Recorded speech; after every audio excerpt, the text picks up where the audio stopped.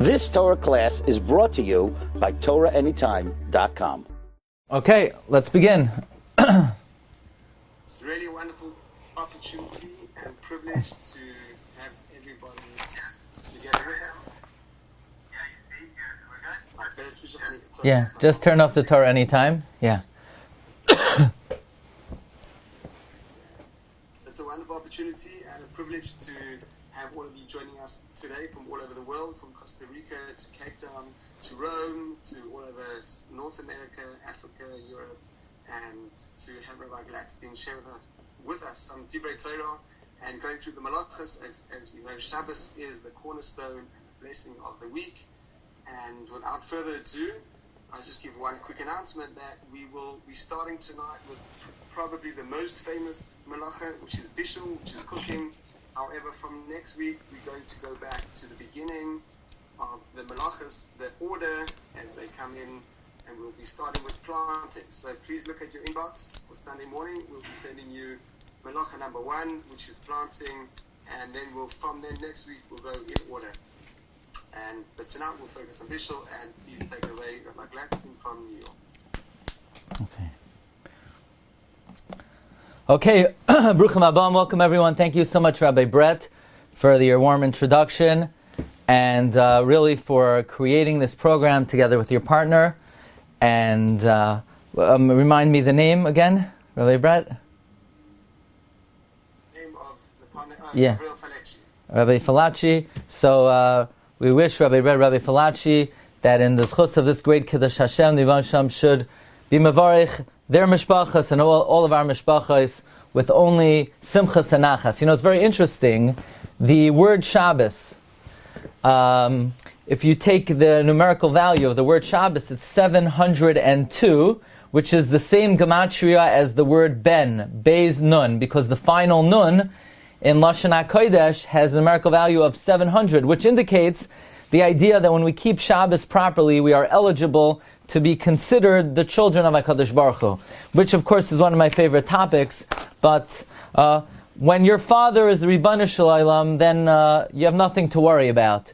So we should be zoicha through this great limud to be eligible to this great title. Now, we're beginning with Meleches Bishul. Why Bishul? Well, obviously we're starting this week's Parshas Toldos. And the Av, which is most closely associated with Shabbos, is Yaakov Avinu. The Gemara tells us that anyone who keeps Shabbos Kilchasoi will merit the inheritance, the Nachala of Yaakov Avinu, who his Nachala was Nachala B'li Mitzarim. Now, what's Yaakov Avinu doing in this week's Parsha? Vayozed Yaakov Nozed. Says Rashi, what does the word Vayozed mean? Lashon Bishul. Targum says, Ubashil. So Yaakov Avinu is cooking. So obviously, if you start Hilchos Shabbos and Parshas Toldos, you have to learn about what Yaakov Avinu was doing. Namely, Yaakov Avinu was being mevashal. So we begin today in the 11th Malacha, in what is called the 11th Malacha of Sidura de Pas, the 11th Malacha of the arrangement of baking bread, and we'll come back to explain why this is so important. Now, of all the Malachos of Shabbos, the one that really presents a very considerable challenge is Bishul. The reason being, the Mishnah Berurah writes in the Hakdama of Chelek Gimel of the Mishnah Berurah that one who does not learn Hilchos Shabbos can easily violate the halachos of Shabbos, especially. I'm going just to kindly mute everybody, otherwise I hear myself 5 times. Okay, so the Mishnah Berurah says that one who does not learn Hilchos Shabbos can easily violate Shabbos, especially regarding Bishul. The Mishnah Berurah says, "V'frat be'inyan Bishul u'shehiyah and hatmana hi hilchasa rabasi ma'od." This is a very wide and vast body of halacha, and therefore it is so important to learn it. Now, especially when it comes to cooking, and that is because basically you really cannot go through a Shabbos without being involved in cooking. There's quite a remarkable Bal Hamar in the beginning of Parak Kira Masechta Shabbos. The Bal Hamar writes that it's a takana of the Chachamim to enjoy the Shabbos with chamin. It's not just, we happen to like cholent, the Balamar says. It is a takana of the Chachamim that you must eat hot food on Shabbos day. Not only that, if you don't eat cholent on Shabbos, we need to check your lineage. Imhumin, are you a believing Jew? Not only that, the Balamar writes that if you don't eat cholent on Shabbos, then perhaps we would not be able to use the Chevra Kadisha in one's burial. Now don't get scared, don't get frightened, please continue with us with the rest of the halachas. But there is a very authentic Minhag Yisrael to eat hot food on Shabbos, to the extent where the early sages, so to speak, put into question, are you really Jewish if you're not having hot food on Shabbos? Okay, so we begin with the malacha of Bishul. But what's interesting is, if you look on your first sheet, the malacha is actually in the Mishnah, in Masechta Shabbos, called Afiyah, Oifeh, Viha Oifeh, one who bakes. Now, why? Why talk about baking and not talk about cooking? The Sefer Yereim writes that, in fact, the malacha is Afiyah, the malacha is baking.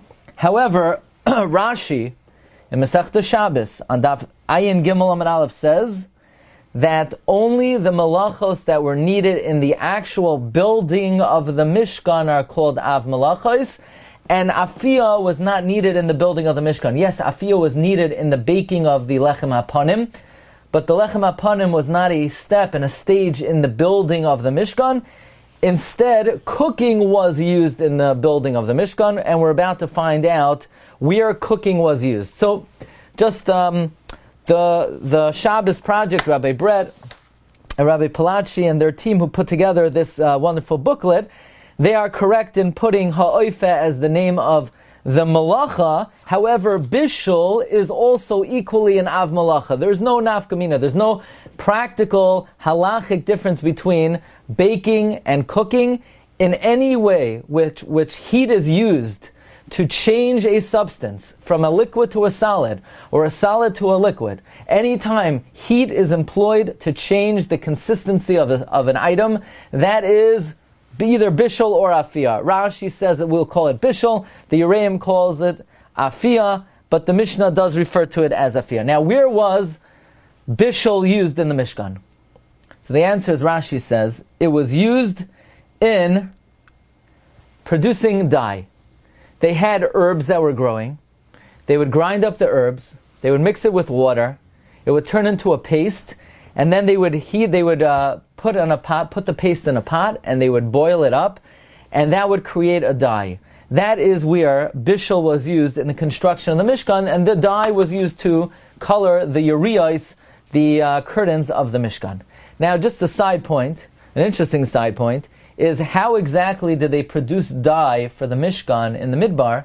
We're talking about a wilderness, we're talking about a desert, nothing grows in the desert. How in the world did they produce dyes in the desert? This is the kasha of Tosfos in Chulin Daf Peiches Amud Beis. And Tosfos amazingly says that Tosfos says perhaps, but this is sort of taken for granted, that when the Jews came to the Midbar, miraculously the Midbar became an oasis and all types of plants grew in the Midbar. In fact, Ar Chaim HaKadosh in Vayikra, Perek Tesvav, Pasuk Lamed Beis, brings that the Be'era Shel Miriam, the well of Miriam, would water the desert, and all of a sudden, miraculously, the desert became quite fertile. So don't think, oh, this is very far-fetched. How would they produce dyes in the Midbar? This was a miraculous divine intervention to allow the Midbar to become an oasis. Now, the Minchas Chinuch, in his Moisech HaShabbos, so to speak, says that Tosfos' answer is not really necessary. The Minchas Chinuch says, look, however they got dye in the Midbar, maybe they brought it with them, they took it out of Mitzrayim, they got it how they got it, maybe they were merchants. There are those who say merchants came. I remember, Rabbi Brett, when I went to Rome, you said somebody here was from Rome, so they let us off the bus, and we were going to the Leaning Tower of Pisa, and all of a sudden, about 20 chevra from some place in Africa, they opened up their jackets and they started selling us watches. Why? Because wherever you go, you could be anywhere, there are always merchants. So I believe there are those who say there were merchants in the Midbar and they sold whatever you needed. You could buy a watch, you could buy a tie for Father's Day, whatever you needed, you could get in the Midbar. But the Minchas Chinuch says that you don't have to say the Midbar miraculously grew herbs. You could say the Midbar didn't grow herbs. But to build a Mishkan, you need herbs. To produce dye, you need to boil. So even if they didn't particularly need to do it that way, that is something which is conceptually needed in the construction of the Mishkan, says the Minchas Chinuch. Now, Hashem put into my mind a very acute remez. Now, we know I always like to remember where in Shulchan Aruch a particular area of halacha is. So, for example, we always like to say, Hilchos Hadlakas Ner Shabbos is in Reish Samach Gimel, because Rav Sadia Goin has a chidush about lighting the Ner Shabbos. And I was once at a shiur given by Rabbi Yitzchak Yosef, and he posed to the crowd, where is Hilchos Dogim in Shulchan Aruch?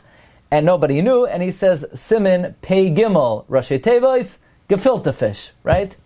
So basically, tonight we already spoke about the two most important parts of Shabbos, cholent and gefilte fish. We already got into the first 10 minutes of the shiur. But how are you going to remember where Hilchos Bishul is in Hilchos Shabbos? It's Simin Shin Yud Ches. You ready? You'll never forget this. Those who daven Nusach Ashkenaz, Na'aritzcha, V'nakdishcha, Kisoid Siach. Siach is Shin Yud Ches. You know what's in Shin Yud Ches? Sarfei Kodesh, holy fire. What's holy fire? Hilchos Bishul. So now you remember, Siach, Shin Yud Ches. Sarfei Kodesh talks about Hilchos Bishul, holy fire. So let's get straight over here.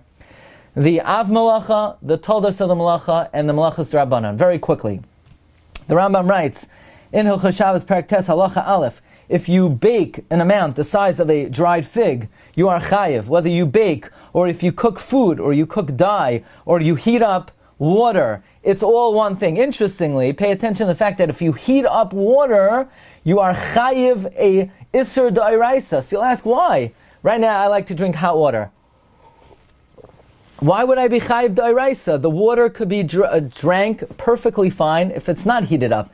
You're not cooking should not apply to water. What exactly are you doing to the water? I can understand if you cook a potato. You couldn't eat it raw, and now the cooking makes it edible. But the Rambam interestingly says that if you cook water, you're chayiv. It's an isur d'oraisa. Why would that be? We're going to come to that Be'ezus Hashem at the end of the shiur.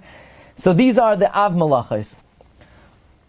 Says the Rambam. Now there's something called Tolda Da'ar, an offshoot, something heated up by fire. In other words, if you take a kettle and you put an egg on the side of the kettle, so you're not using fire proper, but you're using the metal that was heated up by the fire, and you roast an egg, and now the egg is somewhat scrambled and roasted on the kettle, that is also an isur d'oraisa. It's not the Av Malacha, but it's the Tolda of the Malacha. Fine. So far, so good.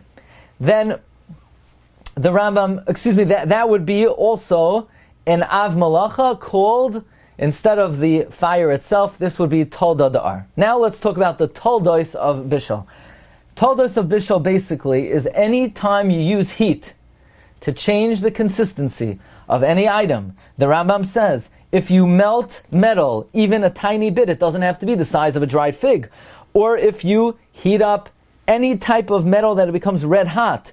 Or if you melt wax. They were melting wax. Why would that be Bishul? No, melting wax is considered using fire to change the consistency of an item. Or tar, or sulfur. Any time you use fire to soften the consistency. Now let's talk about the opposite. Let's say you use fire to harden the consistency.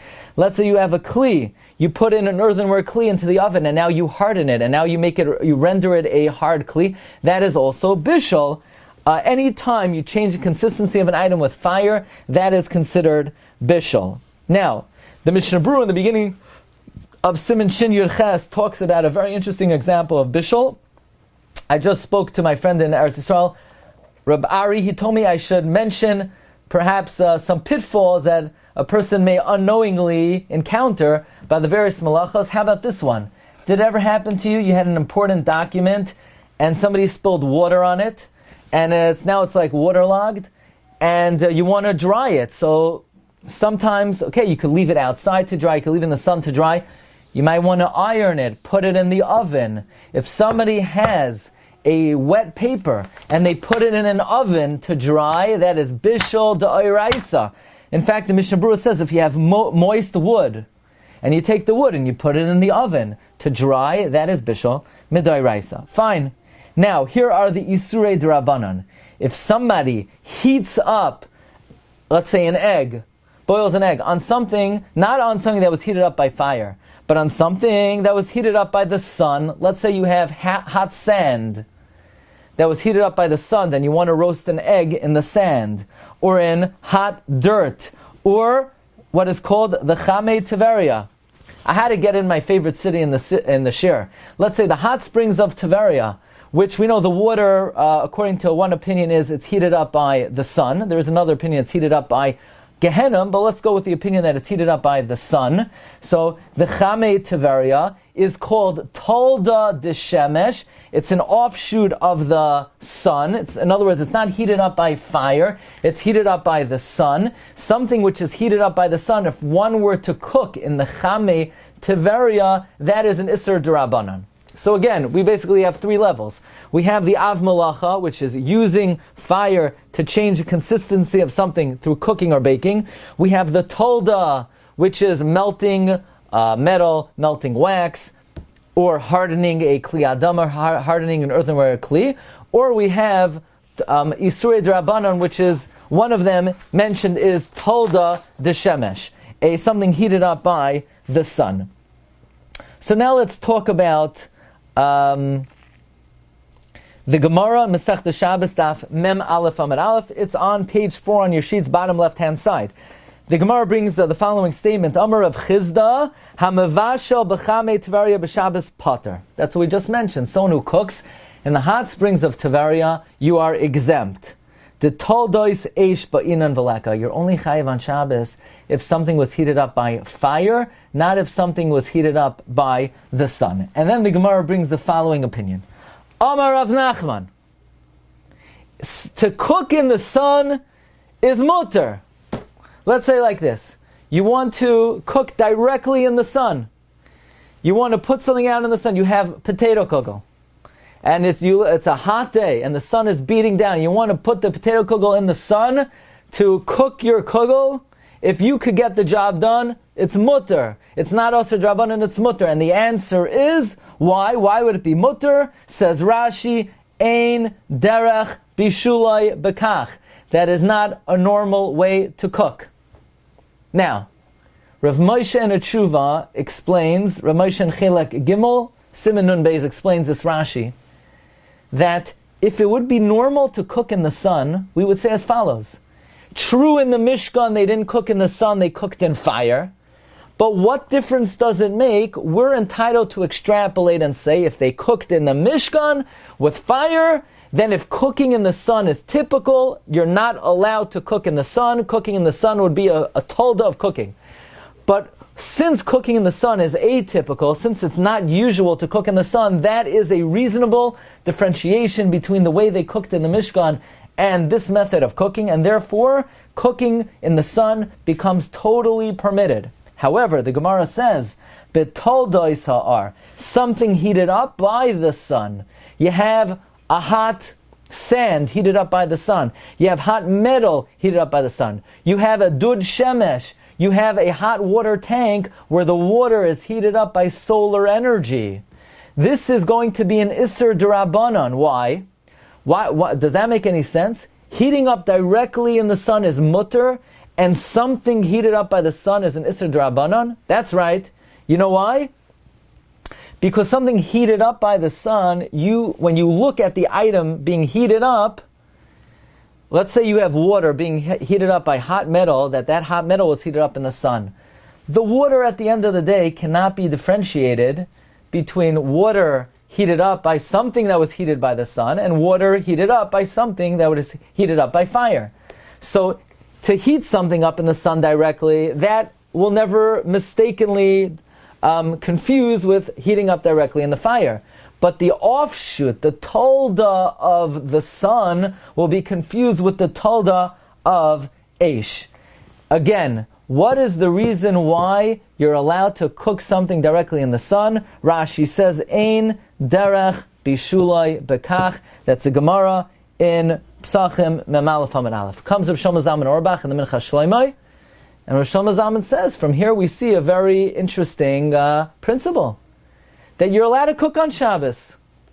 You're allowed to cook on Shabbos, as long as you don't cook in a manner which is the derech to cook. But if you could figure out a way to cook which is not derech bishula, you're allowed to. So says Rav Shlomo Zalman, I found a way to cook which is not derech bishula. It's called a microwave. Because typically, how does the cooking process work? You have a source of heat, and the source of heat is transmitted through a process called convection. But a microwave oven is very different. The microwave oven does not take heat and transfer the heat through convection. The microwave oven causes the molecules of the food to move very quickly. The various molecules of the food are now rubbing against each other with great friction, and the food is now heating itself up. It's very different than cooking. Cooking, there's an outside source of heat which is influencing the food. But microwave, there's no outside source of heat. The microwave rays are causing the molecules of the food to move and to cause friction between one molecule and another, and it's causing itself to heat up. So if the Gemara tells us a rule that you're allowed to cook in the sun, and Rashi explains because it's not typical to cook that way, so you should be allowed to cook in a microwave. Rav Moshe, however, in the Igros Moshe, Chelek Gimel, Siman Nun Beis, vehemently disagrees, and he writes, Rav Moshe writes, that one cooking in a microwave is absolutely considered a typical way to cook. Says Rav Moshe, cooking in a microwave is even more effective and more typical than with a fire. In fact, says Rav Moshe, one day will come, everyone will cook with microwaves. Says Rav Moshe, so why isn't everyone cooking with microwaves? He says, because not everyone has one. But as soon as everyone's going to get their hands on one, everyone's going to be using the microwave. In fact, says Rav Moshe, a microwave is a better way to cook than with a fire. You're more violating Bishul with the microwave, says Rav Moshe. Now, what would Rav Shlomo Zalman's position be? Perhaps we could explain that. I think there are people who maybe are more finicky, and they could actually tell the difference between food that was heated up in an oven and food heated up in a microwave. You know, in a microwave, you warm up a piece of chicken and some broccoli and something, and a piece of kugel. Every food is a different maisa. How it cooks, how hot it is, because the way the microwave does not always evenly cook the food. The oven is a more thorough cook. Some people enjoy that taste better. So maybe Rav Shlomo Zalman would say that since we could still make the case that the microwave is not a typical way to cook, but here, at least in America, we always follow the Psachim of Rav Moshe. Rav Moshe was the Marad Asra of the United States of America, and it's generally accepted that a microwave would be Bishul D'Oraisa. However, I will share with you, and to further on this shaila, please speak to your own personal paisek when it comes to a warming drawer. There is legitimate basis to be able to use a warming drawer on Shabbos. And the reason is because it's ein derech bishulai bekach. It is not a typical way to cook. Nobody would ever take an egg, crack it open, and put it on a warming drawer. It would take you a month and a half to scramble that egg. So even though the warming drawer is going to get your food to be yad soiledas boy, I'm talking about dry food now. You put in a potato kugel that was cold from the fridge, and 2 hours later it's piping hot. And you say, how could it be? You just cooked on Shabbos. No, there is legitimate basis based on this Rashi to permit a warming drawer. Now, there might be an issue of you might change the knob, and you might add to the heat. You might make it the heat more intense. However, if the knob is covered, and if the knob is already on the highest setting, so there's no chashash you're going to make it hotter because it's already on the highest setting, many poskim allow the use of the warming drawer based on the lamdus we just mentioned. Okay, so now let's talk about a very nice ganav. This ganav really made it big. You know why? This is the most talked about ganav in Jewish history. Ben Drusai. Ben Drusai is a ganav. He's always on the move. And because he's always on the move, he's afraid he's going to get caught. We don't talk about him so much here anymore because, they're trying to defund the police over here. But back in the day when there were police everywhere, so Ben Drusai always had to be on the move, and he only ate his food when it was basically a third cooked. Now, the Gemara in Masechta Shabbos says as follows. The Gemara says on Daf Lamed Tes, page 4, bottom right, Kol shaba b'chamin milafnei HaShabbos, shori noisa b'chamin Shabbos. Anything that was cooked in hot water before Shabbos, you are permitted to heat it up on Shabbos. Basically, the rule is anything that was cooked, you could cook again. Ein bishul achar bishul. So there's a big machloikes rishonim how we understand this principle of ein bishul achar bishul. The Rashba, and by the way, this is not only the Rashba, this is also the opinion of the Rosh, the Ramban, Rabbeinu Yoina, and the Ran. The Rashba says, you know what it means that if something was cooked, you could cook it? Even if it was edible, meaning it was only a third cooked, or only half cooked, what we call kemachol ben drusai. It's cooked that the ben drusai would eat it. Once the item was cooked, you're allowed to heat it up again. Now, when we say you're allowed to heat it up again, that means you're allowed to stir it. Stirring in Hebrew is called hagasa. When you stir a hot item, it promotes the cooking. So the opinion of the Rashba is, once something was a third cooked, you could continue to stir it because halachically it's already considered cooked. However, the opinion of the Rambam is, it ain't cooked until it's cooked. Not until something is 100% cooked. Can you cook it further? Can you cook it more? Can you stir it? Can you put it back on the fire? How do we paskin? The Shulchan Aruch in Siman, which Siman, Rabbi Sai? That's right, Siman Shin Yud Ches. The Mechaber paskin Shin Yud Ches Sif Dalid. The Mechaber paskins like the Rambam that you cannot stir an item that is 1/3 cooked. In other words, if you have a chulent on Shabbos and it's not fully cooked, and you want to take your big wooden stick and start stirring it, the Mechaber says it's aser. If you took your pot off the fire and it was only a third cook, you cannot put it back on according to the opinion of the Shulchan Aruch, who's paskening like the Rambam. Now, very interestingly, the Bir Halacha is quite surprised that the Mechaber paskins like the Rambam and does not paskin like the Rashba, that once something is a third cooked, it's halachically considered cooked. After all, the Bir Halacha says, many Rishonim, the Rosh, Ramban, Rabbeinu Yoina, and the Ran, they all side with the Rashba. So says the Bir Halacha, even though we are choishesh for the Shita of the Rambam, that something is not cooked until it's fully cooked, which means, l'chatchila, you're not allowed to stir something until it's fully cooked. If it's a third cook, you can't stir it. However, let's say you did stir it, or let's say you did put it back on the fire, which according to the Rambam is not allowed. B'di'eved, you could still eat the food, relying on the Shita of the Rashba, that once it's a third cooked, it's halachically cooked. So l'chadchila, we're choishesh for the opinion of the Rambam. B'di'eved, you could be samech on the Shita of the Rashba. Now there's another very important machlokes between the Rosh and the Rashba about liquids that were fully cooked and cooled off. Can you put them back on the fire? It is the opinion of the Rosh that a liquid that cools off, you cannot reheat, even though it was fully cooked. The Rashba says if it's fully cooked, even if it cools off, you could reheat. How do we paskin? The Mechaber, Shin Yud Ches again, Sif Dalet, same Sif, he is machmer like the Rosh, that a cold soup, right? You have your soup, and it cooled off. You cannot reheat it. However, the opinion of the Ramah is that's only if it completely cooled off. But if it still retained a little bit of warmth, then you would be allowed to reheat it. Now, let's speak about the final issue over here, and that is what is called on page 6, the essence of the malacha. Namely, are you always chayiv for cooking? What if I cook something that doesn't need to be cooked? Let's say I cook apple. I cook the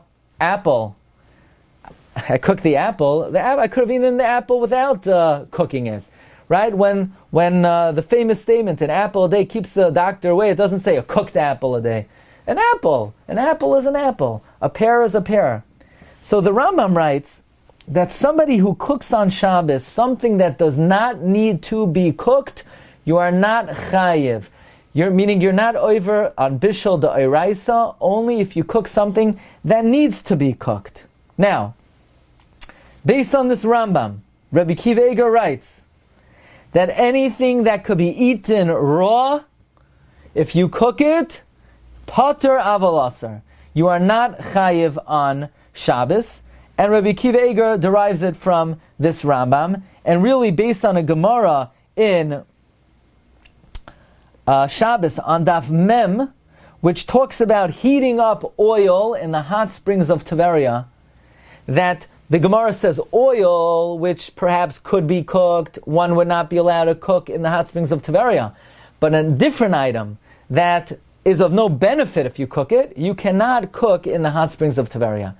So from this Gemara, we derive the following principle. Something that can be consumed raw, if you cook it, it's only an Isser D'Rabbanan.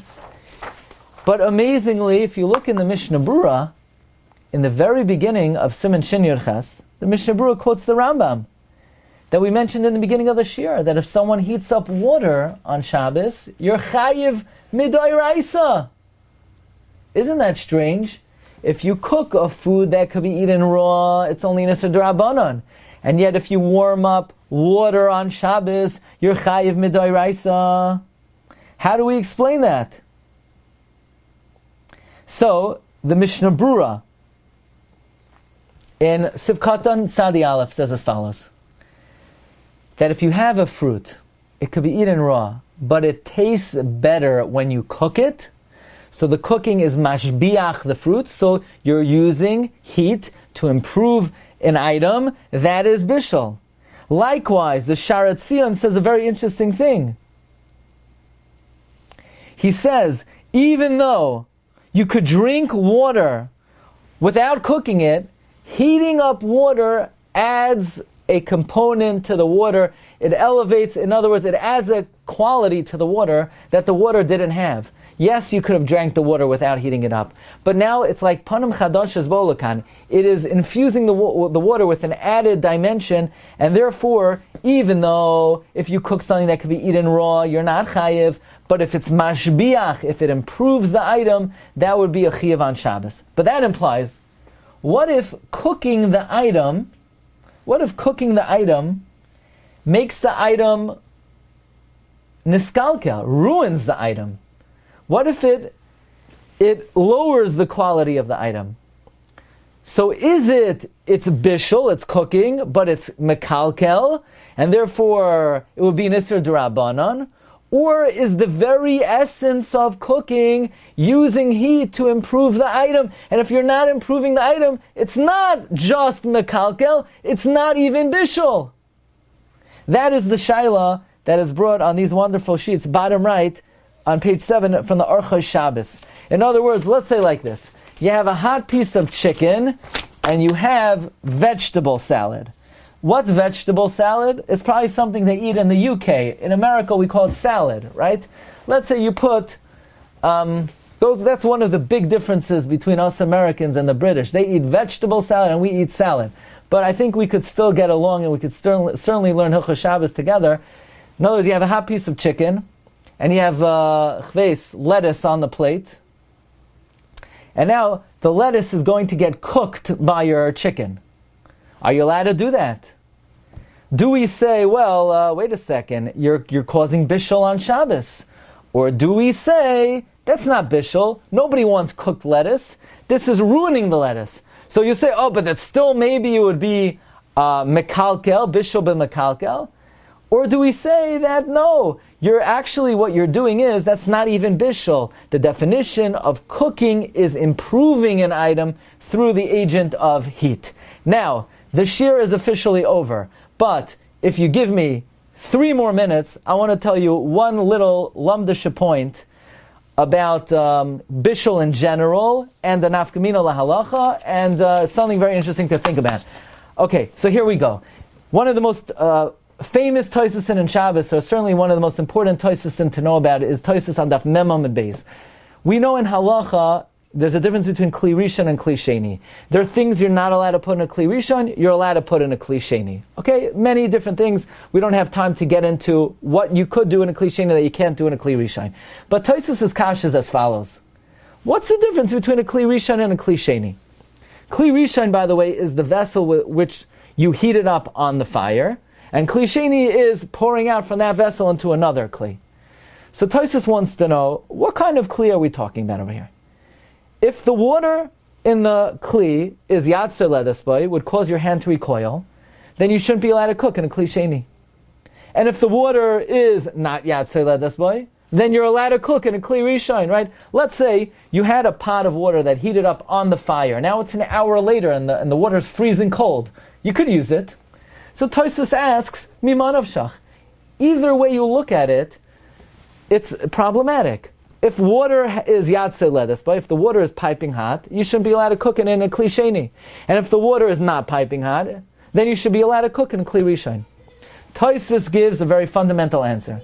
Tosfos says it's not always about the objective heat of the water, but it's about how long that heat could be maintained for. A Kli that stood on the fire, the walls of the Kli are hot. Therefore, if the water in the pot is Yatzer Ledesboi, the hot walls of the pot will maintain the heat in the pot for a while and it will allow for cooking. However, Tosfos says, Kli Sheni, even though the water is Yatzer Ledesboi, but the walls of the pot are cold, they will quickly cool down the water in the pot and it will not allow for cooking. So the Nesivos Hamishpat in the Chavos Das in Yardei Simtzali Beis says that the two sides of the coin of Tosfos actually contradict each other and would spell out a very big nafkamina lahalacha. Namely, there's something in halacha called a davar gush. A davar gush is a dry item, an item of substance, like a hot piece of chicken, which you can't really say is in a kli. Water is in a kli because it fills up the whole body of the interior of a kli. Liquid fills up a kli. But a davar gush is a hot food, will not be cooled off by the cold plate because it's not filling up the plate, it's just sitting on the plate. There's a shaila in halacha, a hot piece of chicken. Does it cook? Remember, it was taken, let's say, from off the fire, now it's on your plate. So it's sitting on a Kli Sheni, but you have a hot piece of chicken, or chulent. Chulent is a davar gush. It's sitting on your plate. However, it's not filling up your plate. So it's hot, piping hot food, but it has a cold Kli. So says the Nesivos HaMishpat, it depends what Tosfos means. What's the problem of a Kli Rishon, and what's the benefit of a Kli Sheni? If a Kli Rishon cooks because the hot walls of the Kli maintain the heat of the item in the Kli, that would not apply to a hot piece of chicken on a cold plate, because the hot piece of chicken does not have a hot Kli to maintain the heat. And in that case, our shaila about salad on the chicken would be permitted. Because it's true the chicken is hot, but it won't stay hot because the Kli is cold. But if Tosfos' point is that a Kli Sheni cools off because the Kli is cold, then a davar gush will not be, a substantive item will not be cooled off by the plate, because only a liquid is cooled off by the plate, because a liquid fills up the interior of the plate. In other words, there is a shaila in halacha. What is the status of a hot, substantive piece of food? A davar gush. Can you put, let's say, ketchup in your cholent? Can you put an challah in your cholent? Can you cook something in your cholent? What's the shaila based on? I just want to share with you the principle of the matter. The principle of the matter is, do we say, since the food is piping hot, and you don't have a Kli that's cooling it off because it doesn't fill the interior of the Kli, therefore it's considered like a Kli Rishon? Or do we say that it doesn't have a hot kli to maintain its heat, and therefore it would be like a kli sheni. But the executive summary of what we learned today is the malacha of Bishul, which was used in the Mishkan to cook the dyes, is using the process of fire to change the substance of an item in a typical way. If you could find an atypical way, like a microwave, Shlomo Zalman says that's debatable. Like a warming drawer, that may be okay. But anytime you use fire in a typical way, that is the malacha of Bishul, which is a wonderful thing to do during the 6 days of the week. But on Shabbos, make sure your cholent is ready before. And on that note, I want to wish everybody a freilichen Shabbos, and Be'ezus Hashem, this Shabbos should be one of greater zehiros in Hilchos Shabbos, B'siyata D'Shmaya. Thank you everyone for joining. If anyone has any questions, be happy to take them, and bracha v'hatzlacha. Shkayach. Okay. Certain people don't have microwaves, like me. So you could purchase them in in your better electronics store. But according to Rav Moshe, a microwave is a very typical way to cook, regardless of the fact that there are individuals who don't have them. But we don't follow your individual practice. We follow the typical practice of most people. It's like no cell phones. Okay. They go together. I have a question. Yeah. Okay, so I know where something else says you can't use a microwave oven, but how? It's not practical. How you can't. You've just experienced another Torah class brought to you by TorahAnytime.com.